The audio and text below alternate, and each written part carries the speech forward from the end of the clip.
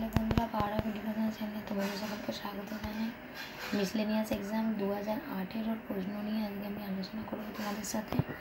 এখানে দেখো, এক ব্যক্তি তার মূলধনের 1/3 অংশ বার্ষিক 7% হারে, 1/4 অংশ বার্ষিক 8% হারে এবং বাকি মূলধনে বার্ষিক 10% হারে বিনিয়োগ করেন। তিনি এই বিনিয়োগগুলি থেকে বছরে 516 টাকা আয় করলে তবে মোট মূলধনের পরিমাণ কত? এটা কি করে বার করব?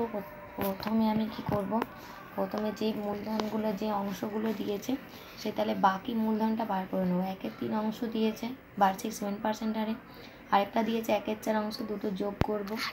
যোগ করে 1 থেকে কি করব, 1 থেকে বিয়োগ করে দেবো। এটা দেখতেই পাচ্ছ, এটা হচ্ছে 12, তারপরে এখানে হচ্ছে 4 আর এখানে উপরে যাচ্ছে 3, 4 আর 3 যোগ হয়েছে 7, 1 থেকে বিয়োগ করলে এটা হচ্ছে 5/12। তাহলে 5/12 হচ্ছে আমার বাকি অংশ। এবারে কি করে করব, এইটা অনুপাতটা করে দেবো। প্রথমে হচ্ছে 1/3 তারপরে হচ্ছে 1/4 তারপরে হচ্ছে তাহলে 5/12 অংশ। এগুলো সব অংশের অনুপাত আগে নিলাম। এবার এগুলো বিনিয়োগ করার পরে বলেছে কত পার্সেন্ট হারে আমাকে করতে হবে বলে দিয়েছে। তার আগে কি করবো, এই অংশগুলোকে আমি শর্টে করার জন্য নিচের সবগুলোর লসাগু করে নেবো। প্রথমে 12 দিয়ে লসাগু করে নিলাম, তাহলে এটা হবে 4:4:3, আর এটা উপরে 5 আছে, 1 হবে, 1-এর সাথে 5 গুণ করে 5, তাহলে এইটা আর পাচ্ছে না, এইটা হয়ে যাচ্ছে অনুপাত। এবারে যে যে হারে বলেছে, প্রথমটা 7% হারে, 4:3:5, প্রথমটা 7% হারে, তারপরেরটা 8% হারে, তারপরেরটা 10% হারে। তাহলে অনুপাত বেরিয়েছে 4-7-28, 3-8-24:50। এইটা হলো আমার ফাইনাল হচ্ছে অনুপাত। এবারে বলেছে এই বিনিয়োগ থেকে বছরে 516 টাকা আয় হয়।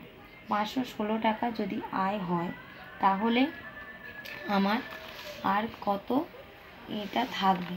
তাহলে এই অনুপাতটা বার করার জন্য আয়ের ভারযুক্ত গড়, এই অনুপাত থেকে আয়ের ভারযুক্ত গড় আমি বার করব।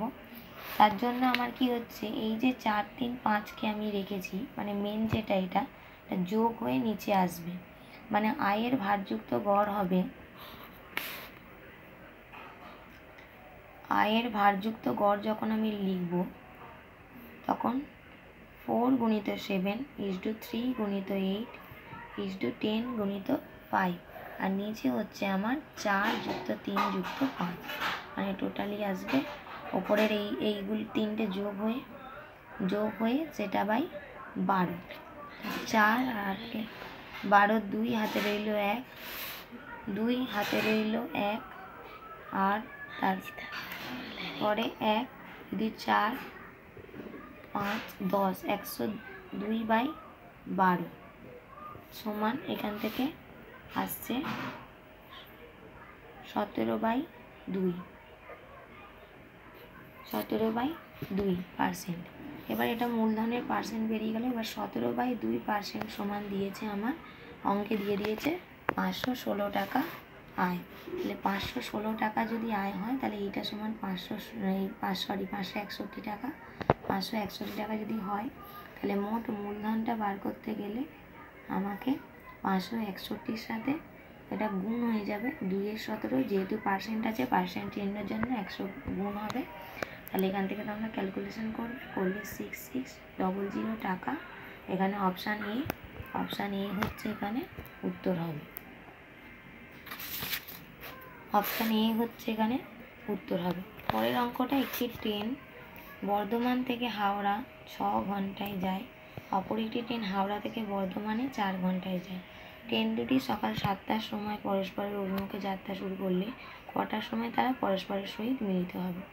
এরকম অঙ্ক থাকলে কি করবে, আগে মোট যে সময়গুলো দেবে তাকে গুণ করে নেবে, তাকে গুণ করে নিয়ে আর নিচে হচ্ছে যেহেতু পরস্পর অভিমুখে আছে তাহলে আপেক্ষিক দূরত্ব হচ্ছে যোগ হবে, তাই নিচেটা যোগ হবে। তাহলে 4 আর 6 গুণ করে নিলাম, 4-6 গুণ করে নিলে হচ্ছে তোমার 24, আর নিচে হচ্ছে 6 + 4। যেহেতু পরস্পর অভিমুখে ট্রেন এলে আপেক্ষিক গতি আমরা জানি যোগ করতে হয়, আর উল্টো দিকে গেলে হচ্ছে দুজন যদি দুদিকে যায়, উল্টো দিকে বিপরীত মুখে যায়, তখন হচ্ছে বিয়োগ করতে হয়, তাই জন্য এখানে আমি 6 + 4 করেছি।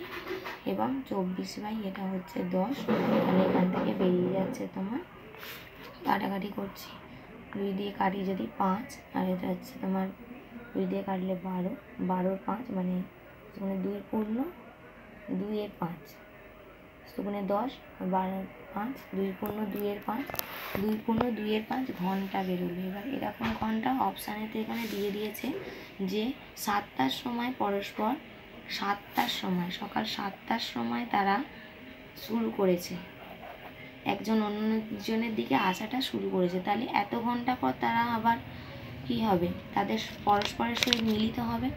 7টার সঙ্গে আমি যখন এটা যোগ করবো, এই ঘন্টা রাখলে হবে না, আমাকে মিনিটে পরিণত করতে হবে। তাহলে 2 ঘন্টা, আর 2 এর 5-এর সাথে তাহলে 60 গুণ করে আমি মিনিটে করব, মানে এটা কাটলো 12, 2 ঘন্টা 24 মিনিট, 2 ঘন্টা 24 মিনিট এর সাথে যোগ হবে সমান, তাহলে কটার সময় সাক্ষাৎ হবে, 9টা, সকাল 9টা 24 মিনিট হবে অ্যান্সার।